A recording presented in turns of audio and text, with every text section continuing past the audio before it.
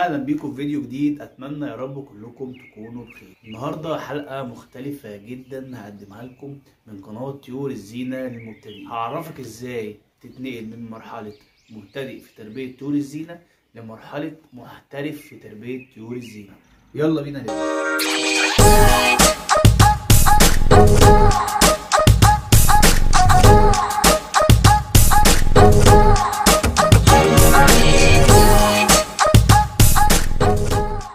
ازاي تتحول من مبتدئ في تربيه طيور الزينه لمحترف في تربيه طيور الزينه؟ عارف ان الموضوع دوت ممكن يكون محتاج خبره سنين طويله جدا، ويكون عدى عليك وقت كبير في التربيه عشان تكون محترف في تربيه طيور الزينه.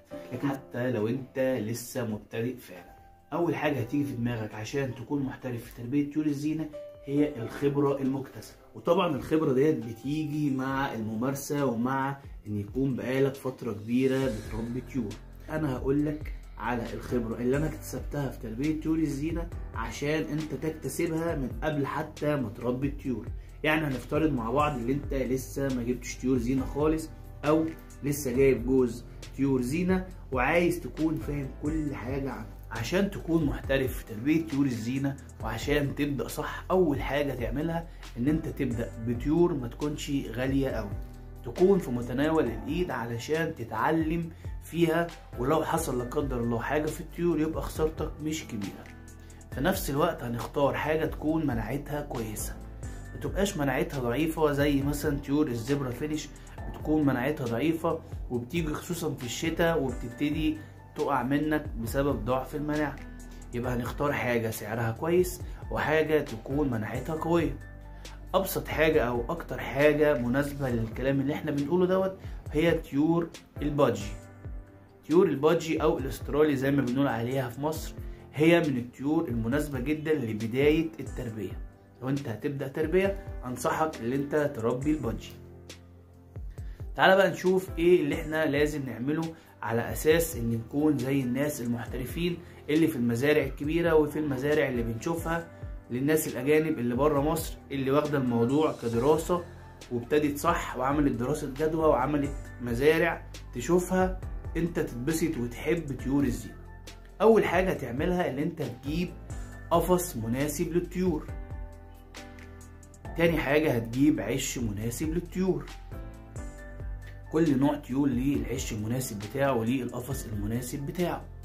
طبعا اللي هيساعدك في الموضوع دوت المكان اللي انت هتشتري منه القفص، هتعرفه نوع الطيور اللي انت هتشتريها. دي نقطة. النقطة التانية ودي مهمة جدا برضو، اللي انت لازم تختار بعناية شديدة جدا المكان اللي هتربي فيه الطيور. يعني ايه؟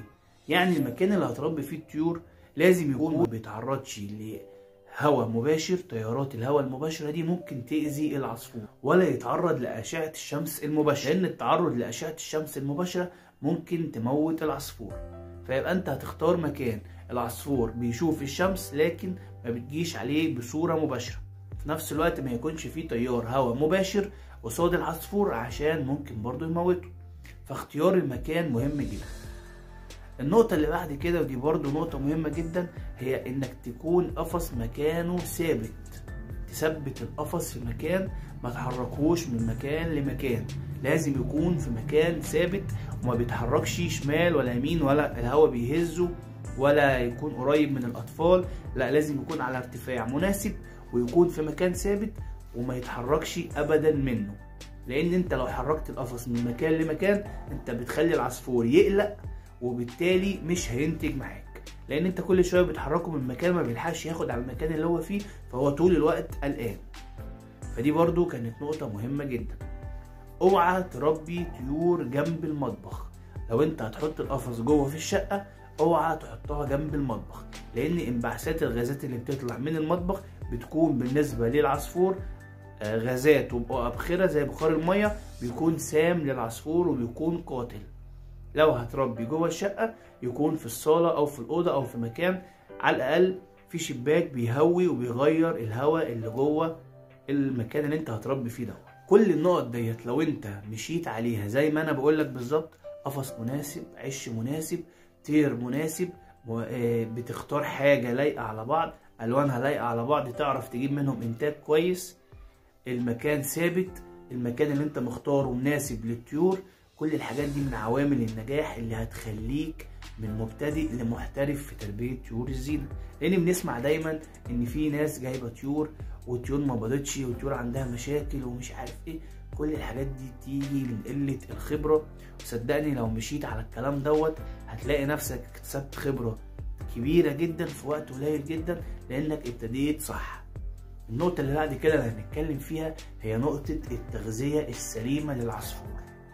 معظم الناس اللي بتجيب طيور وتحطها في البلكونة وتحطها في الأوضة، جايبها عايز يسمع صوتها حلو أو حبها وهو معدي كده قدام محل شافها عجبته، بيقوم جايب من الراجل الأكل خلطة بتاعت الطيور ويقوم حاططها كل يوم يحط لها منها شوية وخلاص على كده. لا، العصفور مش بياكل الخلطة دي بس، العصفور مش بياكل اكل العصافير اللي بتجيبه من عند بتاع الطيور بس. خلي بالك النقطه دي مهمه جدا. العصفور بياكل خضروات بانواعها وهقول لك عليها دلوقتي، العصفور بياكل فواكه، العصفور بياكل انواع بذور مختلفه، العصفور بياكل وجبات مختلفه. طيب نعمل ايه؟ لازم تعمل على الاقل مره في الاسبوع وجبه بيض بالبقسماط. ايه البيض بالبقسماط دوت؟ بيض مسلوق وتبشره وتحط عليه بقسماط ناعم، وهتلاقي وصفه جوه القناه بتاعتنا بطريقه التحضير وعليها كمان جزر مبشور، ممكن تبقى تخش تشوفها. في خضروات كتير ممكن ياكلها العصفور زي الخس، زي الكوسه، زي الجرجير، زي البرسيم، زي الخيار، حاجات كتير جدا زي البنجر. في فواكه زي التفاح، زي الموز، زي الجوافة، زي البرتقال. كل الحاجات دي ممكن العصفور ياكلها برضو. خلي بالك من نقطة معينة، ان مش كل يوم ندي مثلا العصفور خضار، ده هيسبب له اسهال وممكن العصفور يقع منك. يبقى انت هتعمل جدول اسبوعي بالاكل اللي هتقدمه للطيور. مرة مثلا بيض بالبقسماط في الاسبوع، مرتين خضار منوع في الاسبوع، وبقية الاسبوع مرة فاكهة والباقي خلطة حبوب.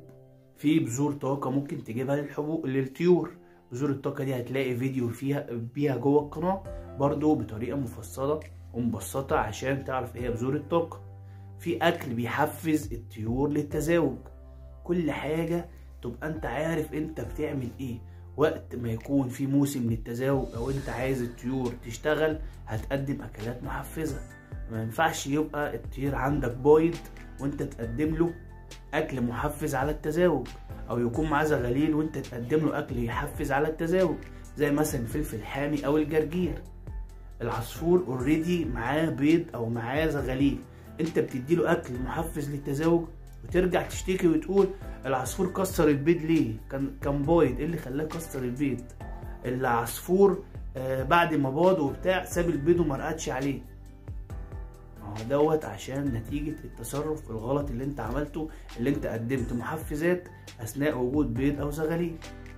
حاجة مهمة برضو لما يكون في زغاليل ما ينفعش تقدم اي خضار غير على الاقل لما يكمل عمر اخر زغلول، اخر بيضة فقست تكمل عمرها اسبوع.